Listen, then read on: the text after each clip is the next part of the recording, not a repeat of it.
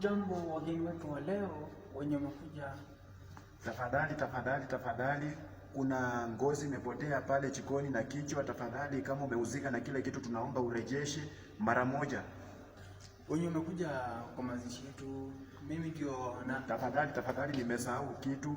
Kama unajua wewe ni mtu wa hapa, unakaa hapa, tunatangaza kwamba unasimama pale nje ya hema. Hema ni ya watu wa Nairobi. Mimi ndio nimesimamia hii mazishi. Na usijaribu kukusa tafadhali kireti, usijaribu kukusa kireti ya soda, ni ya watu wa Nairobi, watu wa huku wakunywe. Kuna uji iko pale kwa kipui pale. Tafadhali tuendelee na mkutano wetu. Kabla tuanze hii mkutano wetu ya leo, tunaenda kusimamisha wakubwa wa kanisa.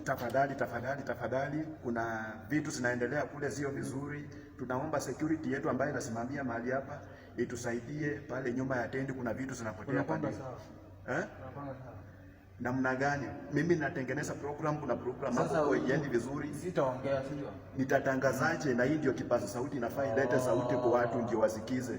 Kuna watu hawanisikii. Tafadhali naendelea, tafadhali security yetu itusaidie kule nyuma, kuna shida.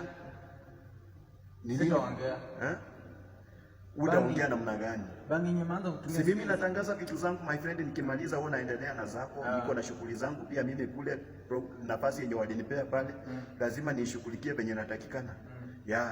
So endelea tafadhali, tufanye hivyo venye nimeeleza. Kila mtu ashike. Watu wa hapa, najua watu wa hapa mnakuanga na kiburi sana, lakini kwa sababu Wakenya wamekuja, tuonyeshe heshima tafadhali. Nimemaliza.